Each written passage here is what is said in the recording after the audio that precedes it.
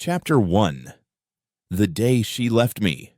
I still remember the exact sound of her voice when she told me. It was sharp, almost careless, like she was swatting away a fly. "I'm sorry," she said, eyes fixed on her phone instead of me, "but I can't do this anymore. I've found someone else." For a second, I thought I misheard her. My stomach twisted. "You what?" I asked, my voice trembling even though I tried to steady it. Her eyes finally lifted to meet mine, but there was no guilt, no hesitation, just finality. "I'm in love with him," she said. "He makes me feel alive in a way you don't." I'm moving on. Alive? Those words drilled into me, deeper than any knife. I wanted to laugh, to scream, to shake her shoulders until she came back to her senses, but all I could do was stare. "You promised me forever," I whispered. "What about that?" She shrugged. "Forever doesn't exist. Grow up, that was the moment my world cracked." Later that night, I sat on the edge of my bed, phone in my hand, staring at our old messages. The endless "I love you" texts. The midnight calls where she swore she couldn't imagine life without me. All of it burned in my chest like acid. My best friend Adil barged into my room after hearing from my sister. He looked at me, then at the empty bottles on my desk. "She really said that?" he asked, his voice low. I nodded. She didn't even blink. Adil cursed under his breath. "That witch! You gave her everything, man, everything, and she just—" "Stop," I cut him off. "I don't want to hear it. I don't want your pity." He clenched his jaw. "It's not pity. It's anger. For you." I sighed and leaned back, staring at the ceiling. "Do you know what hurts the most? It's not that she left me. It's that she looked so proud doing it. Like she won something." Silence fell between us. Then Adil said, "You're better off without her." I laughed bitterly. Better off? I feel like I can't even breathe. Days blurred into weeks. My mother knocked on my door one morning with breakfast, her eyes red from crying. "My son," she whispered, "you've lost weight." "You're scaring me." "I'm fine," I lied. "Just tired." Her hand lingered on my shoulder. "You loved her too much. That's why it hurts this bad." I couldn't reply. I swallowed the lump in my throat and forced a nod. Inside, my mind was a battlefield. Every song, every cafe corner, every shadow of her face haunted me. Betrayal doesn't just cut, it echoes.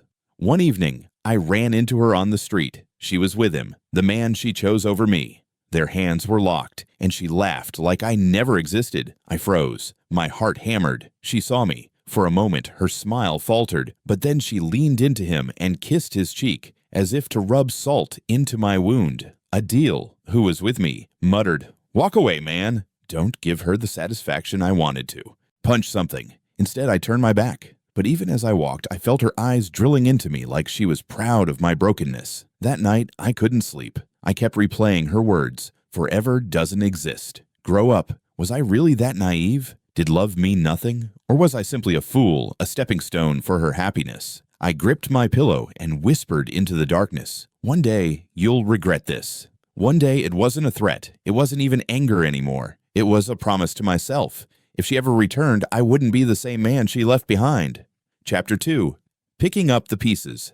The first week after she left felt like living inside a storm. I couldn't eat. I couldn't sleep. Every time I closed my eyes, I saw her face, smiling, but not at me. Adil refused to leave me alone. He kept dragging me out of the house, forcing me to breathe air I didn't want. "Bro, sitting in your room won't fix anything," he said one evening as we sat on the edge of a cafe I used to go to with her. I glared at him. "Then what will?" "Tell me, Adil. What fixes betrayal?" He went quiet for a moment, then said, "Time. And maybe revenge. But mostly time." I laughed bitterly. Time's not on my side. Every second feels like punishment. Work became my escape. I drowned myself in late nights, endless reports, anything to keep my mind busy. But even in the office, whispers followed me. Some coworkers had seen her with him. Their pity-filled glances burned me more than her betrayal. One night, my sister knocked on my door. She didn't wait for me to say come in. She just sat on the edge of my bed, holding a cup of tea. "You're scaring us," she said softly. "You don't eat. You don't talk. You're becoming a ghost." I rubbed my face. Maybe that's better. Ghosts don't feel anything. She put the cup in my hands. "You're not allowed to give up. Not after everything you've done for her. If she couldn't see your worth, that's her blindness. not yours." Her words struck me, but the ache in my chest refused to fade. Weeks turned into months. The sharp pain dulled into a constant, heavy ache. I thought I was healing until the nights came. Alone in my room, I replayed every detail. The way she looked at me when she said she found someone else, the cruel confidence in her voice, the shrug that shattered my belief in forever. One night, I whispered into the darkness, maybe I was never enough. Adil, who was crashing on my couch, overheard me. He stormed into my room. "Don't you dare say that again," he snapped. "You were more than enough. She was just blind, greedy, selfish. Don't turn her betrayal into your flaw." I clenched my fists. "Then why does it feel like I lost everything?" "Because you loved her honestly," he said. "And honest love hurts the most when it breaks." His words sat heavy in my heart.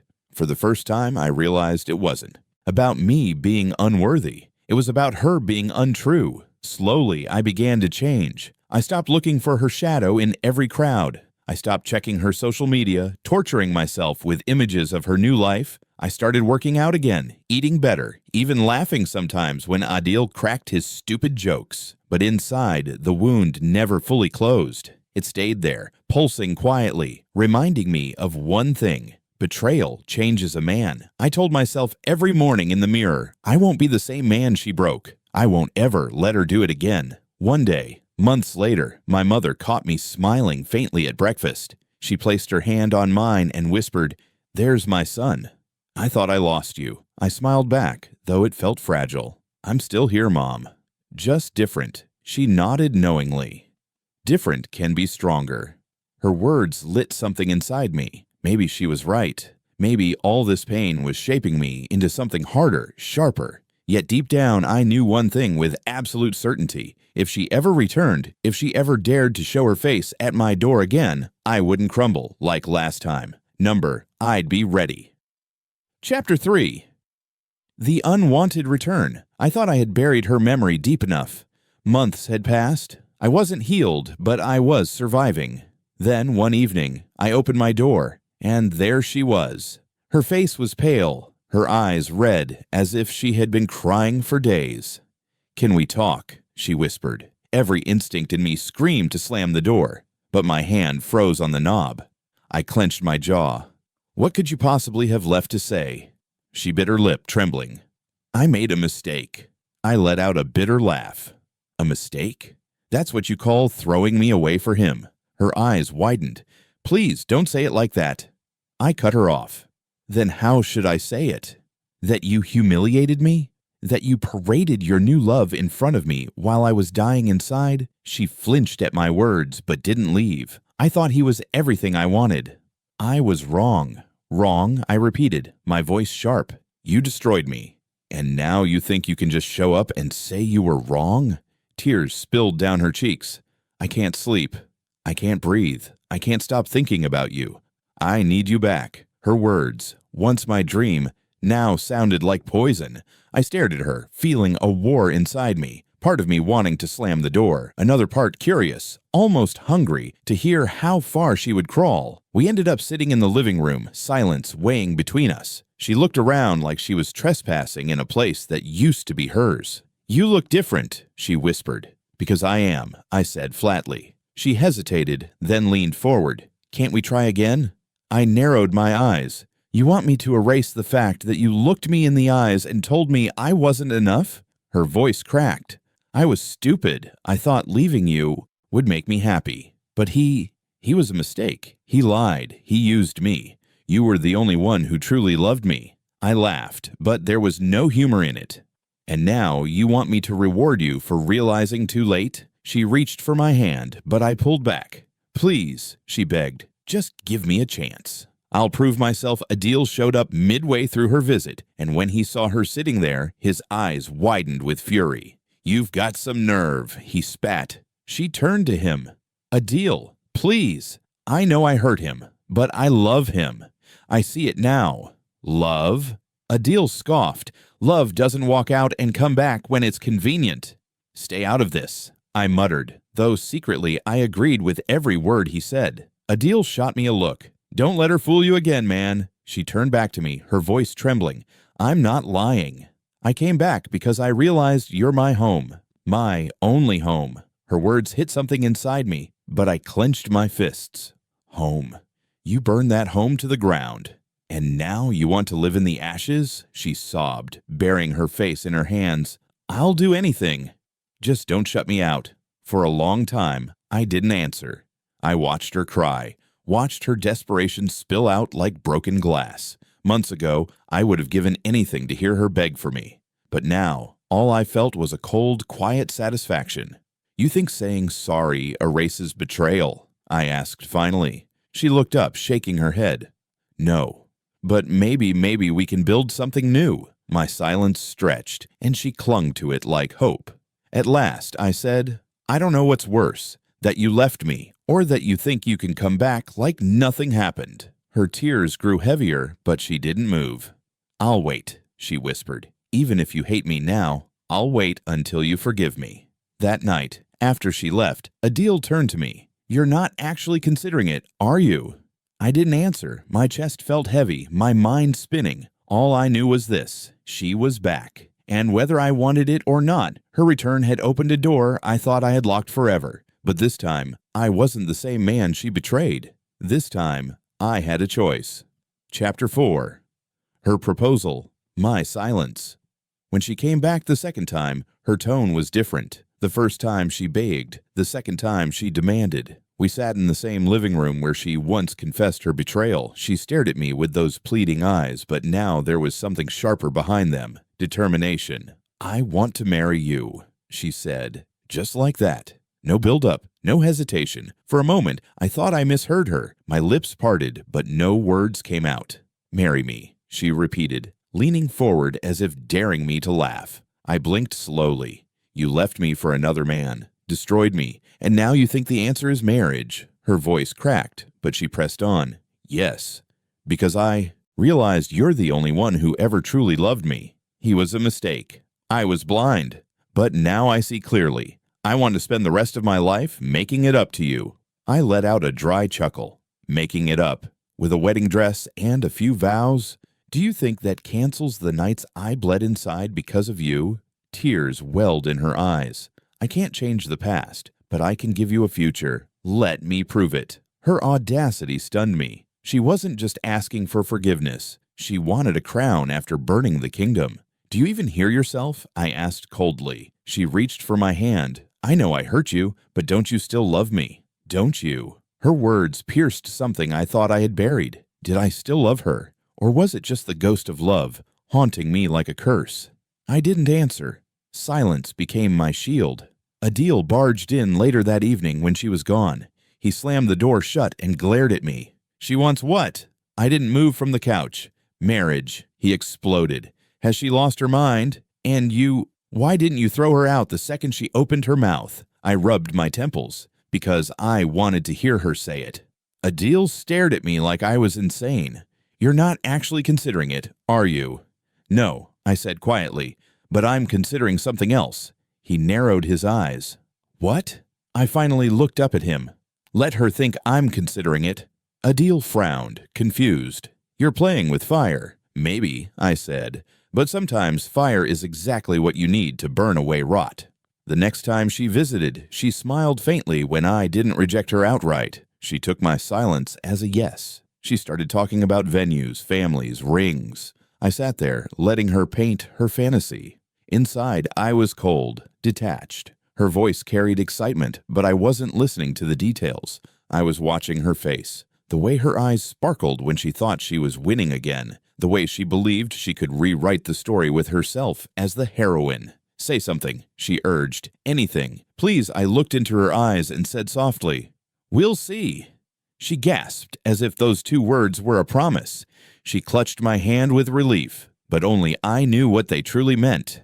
That night, lying in bed, I whispered to myself, You want a wedding? Fine, I'll give you one, but it won't end the way you think. For the first time since she left, I felt calm. Not because I forgave her, but because I finally saw the path ahead. And it wasn't marriage, it was justice. Chapter 5. The Wedding Arrangements. The news spread faster than I expected. Within a week, both families knew. She must have told them with excitement because people started calling me, congratulating me, as if I had actually chosen her back. My mother asked carefully one night, "Are you sure about this, son?" I forced a small smile. "Yes, Mom." "Trust me." She searched my eyes like she wanted to read what I wasn't saying, but I kept my mask steady. Inside, I wasn't preparing for a marriage. I was preparing for an ending. She visited often, talking endlessly about the wedding. Her hands waved as she described the dress, the flowers, the hall. "It's going to be perfect," she said, her eyes glowing.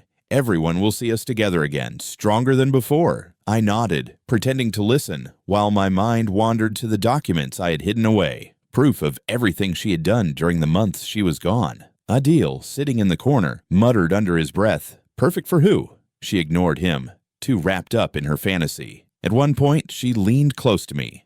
"Aren't you excited?" "Say something." I met her gaze calmly. "I'm excited to see how it all ends." She giggled, not realizing the weight behind my words. The hall was booked, invitation sent. Her family buzzed with pride, acting as if nothing had happened months ago. Her father shook my hand firmly. "I'm glad you two found your way back," he said.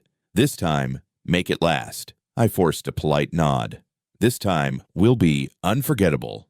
Unforgettable. It was the truth, just not in the way they imagined. Adil cornered me the night before we went to finalize the guest list. "You're really going through with this?" he asked, his voice sharp.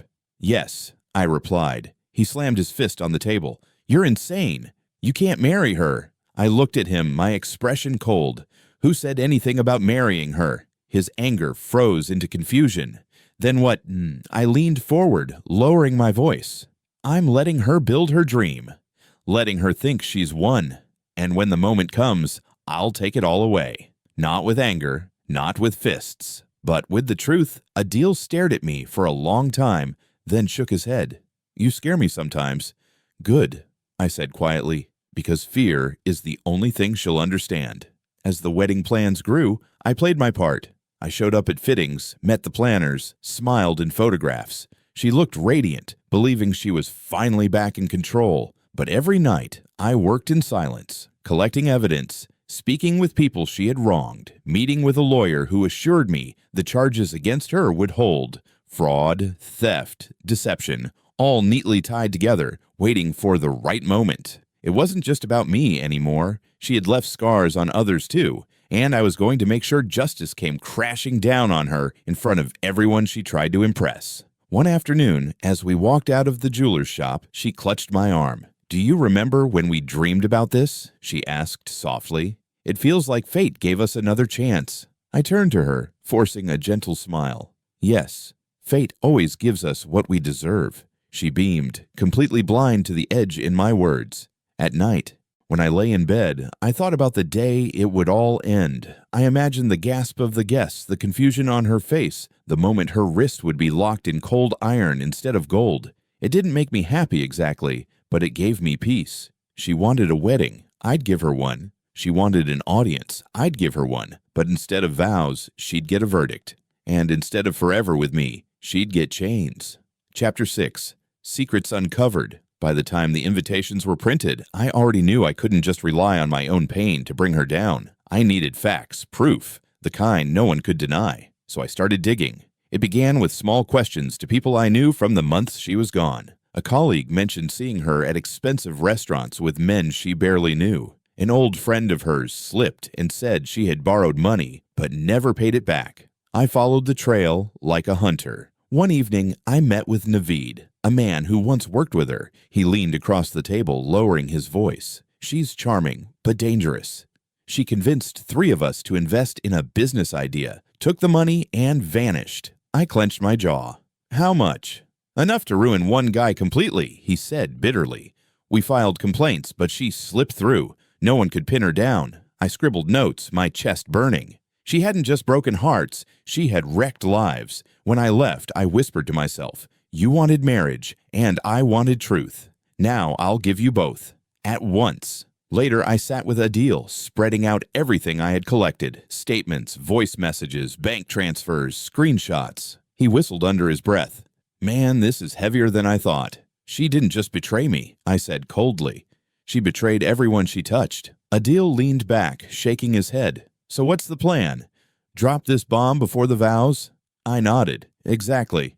Let her wear the white dress. Let her smile in front of the cameras. And then let the truth drag her down. He gave me a long look. You're not the same guy you were. You know that? I met his eyes. Good. That guy got destroyed. This one is standing. The next piece of the puzzle came unexpectedly. I ran into Sarah, a girl who had once been her closest friend. She avoided my eyes at first, but when I pressed, she broke down. She lied to me too. Sarah whispered. She used my name to take loans, forged my signature. I nearly got blacklisted. I froze. She did what? Tears filled Sarah's eyes. I thought she was my sister. But she left me with debt I never created. I hate her. I put a hand on her shoulder gently. Don't worry. She won't get away with it much longer. Piece by piece, the puzzle formed into a monster.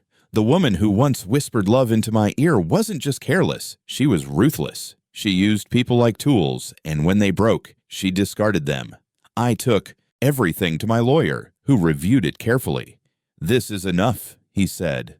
Fraud, identity misuse, embezzlement. The authorities will take it seriously.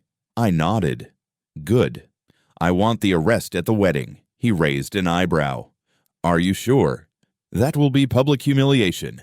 That's the point, I said firmly. She craved an audience. Now she'll have one. At home, my mother noticed the late nights, the stacks of papers. What are you planning? She asked softly. I met her gaze, my expression unreadable. Justice. Her lips trembled. Revenge doesn't heal wounds. This isn't revenge, Mom, I said quietly. This is truth. And sometimes truth wears chains. She didn't argue further. She just touched my cheek and whispered, Don't lose yourself in the process. Her words lingered, but I knew the truth. I had already lost the man I once was. All that remained was someone harder, colder, but stronger. The week before the wedding, she called me late at night. Her voice was soft, filled with a sweetness I no longer recognized. I can't wait to be your bride, she whispered, to stand beside you, finally, as yours, forever. I stared at the phone in silence. A part of me wanted to laugh. Another part wanted to scream. Instead, I simply said, forever, yes. She giggled, thinking I meant love. But I knew better. Forever would be the length of her silence after the chains locked. By the end of that week, everything was in place. Witnesses ready, authorities waiting, paperwork sealed. She had built her castle of lies high. I was about to set fire to the foundations. Chapter 7. The Wedding Day. The wedding hall smelled of roses and perfume, but to me it smelled like irony. Guests filled the seats, buzzing with joy. Cameras flashed as her family paraded her around like a queen. And me? I wore the groom's suit, but inside I felt nothing but ice. She walked in draped in white, her face glowing with victory. When our eyes met, she smiled as if to say, we made it back to each other. I didn't smile back. At the altar, the priest cleared his throat. Do you take her as your— Wait, I interrupted. My voice echoed across the hall. Gasps filled the room. She froze, her smile faltering. What's wrong? She whispered, panic flashing in her eyes. I took a step back, facing the crowd. Before this farce continues, there's something everyone should know. Her voice trembled. Don't do this. Not here, I ignored her. You all see her as a bride. But what you don't know is the truth she hides beneath that dress. Murmurs swept the hall. Her father stood, frowning. What are you saying, son? I looked straight at him. I'm saying your daughter isn't just a betrayer. She's a liar, a thief, and a fraud. Gasps. The crowd erupted with whispers. She grabbed my arm, hissing under her breath. Stop it. You'll ruin everything I— Pulled away. No, you ruined everything. I'm just revealing it. Adil stood near the back, nodding at me to go on. I pulled out the stack of documents I had carried in my suit pocket. While she was gone, she didn't just fall in love with someone else. She conned people, took their money, forged signatures, destroyed lives. Her face went pale. He's lying, she shouted, desperation cracking her voice. He's making this up because he can't let go. I turned to the guests. Ask Naveed. Ask Syra. Ask the people who lost everything because of her. They're here today. Right on cue, Naveed and Syra stood from their seats, their voices trembling but clear. "It's true," Naveed said bitterly. "She stole from us. She ruined me," Syra cried. The hall fell into chaos. Guests gasped. Some stood in shock. Others whispered in disgust. Her father collapsed into his chair, his hands shaking. My daughter." She spun toward me, tears streaming down her face. "You planned this," she screamed. "You wanted to humiliate me." I looked her dead in the eyes. No. I wanted justice. Suddenly, uniformed officers stepped into the hall. The sound of boots against marble silenced the crowd. Her eyes widened in horror. "No, no, please, not here." The lead officer approached calmly. "Miss, you're under arrest for fraud, identity misuse, and theft. You have the right to remain silent." The clinking of handcuffs rang louder than the wedding bells ever could. She struggled, screaming. "You can't do this. This is my wedding. You can't." The officer tightened the cuffs. "It's over." Her eyes shot to me, wild with fury and desperation. "You did this. You loved me. You said forever." I stepped closer, my voice steady, cold. "Forever, yes. Forever in chains." The hall fell into stunned silence. Guests watched as the bride in white was dragged out in iron. Her veil slipped, trailing across the floor like a torn lie. Her mother sobbed. Her father buried his face in his hands. Adil walked up to me, clapping my shoulder. "You actually did it," he whispered. I exhaled, my chest heavy but free. She wanted a stage. I gave her one. She wanted vows. I gave her verdicts. As the doors slammed behind her, the whispers of the crowd turned into a storm. Some pitied her, others praised me, but I didn't care. I stood at the altar, staring at the empty space where she once stood. My heart didn't ache anymore. It was quiet, silent. For the first time since the day she left me, I felt at peace. Later that night, alone in my room, I replayed the moment her chains clinked louder than her vows. That sound echoed in my mind. It wasn't joy. It wasn't triumph. It was closure. Chapter 8. Chains and Silence. After the wedding ended in chaos, the hall emptied fast. Guests who once came to bless us now whispered behind their hands, their eyes darting from me to the exit. The decorations still glittered. The roses still smelled sweet, but the air was poisoned with scandal. I stood alone at the altar, staring at the space where she had stood minutes before. For months, I had dreamed of her begging for me. And now, she had begged, but not for my love, for mercy. Adil walked up slowly, his footsteps echoing in the hollow silence. "You okay?" he asked. I let out a dry laugh. "Define okay." He gave me a half smile. "You got what you wanted. Justice, closure." The truth out in the open, I shook my head. Justice doesn't feel like victory. It feels like ashes. He sighed and patted my shoulder. "At least it's done. She can't hurt you anymore." Later that night, I went home. My parents sat waiting. My mother rushed to me, her eyes wet. "My son," she whispered. "I saw everything. I'm proud of you, but I'm scared too." "Scared of what?" I asked softly. "That your heart has turned to stone," she said. Her words pierced me more than anything my ex had done. I lowered my head. Maybe it had to. My father spoke up quietly. "Stone doesn't break easily, but it doesn't feel either." I didn't answer, because they were both right. The next day, newspapers carried the story. Bride arrested at her own wedding. Her picture in handcuffs spread across social media. Some mocked her, some pitied her. Few remembered I was supposed to be the groom. Adil texted me a link. "You've made history, bro." I stared at it without replying. My chest felt heavy. Not with regret, just with the strange emptiness that follows a storm. A week later, I visited the jail. I don't know why. Maybe I wanted to see if she would still beg. When she saw me through the glass, her eyes filled with rage and despair. "You ruined me," she hissed. "You planned this all along." I held her gaze. "No. You ruined yourself. I just revealed it." Her fists banged against the table. "I loved you. I came back for you." I leaned closer, my voice steady. "No. You came back because you had nowhere else to go. There's a difference." She froze, her tears finally spilling. For the first time, she didn't look like a queen or a manipulator. She looked small, weak, broken. And that's when I realized I felt nothing. No joy, no anger, no love. Just silence. Walking out of that place, I whispered to myself, "It's over." The sun was bright, the streets noisy, life moving on as if nothing had happened. And maybe that was the final lesson. Betrayal may shake your world, but the world itself doesn't stop. I had a choice now. Stay chained to the past like her, or walk free. That night, as I lay in bed, I thought about the sound that marked the end of it all. Not wedding bells, not applause, but the metallic clink of chains. Cold, final, true. And somehow, that sound was the most peaceful lullaby I had ever heard.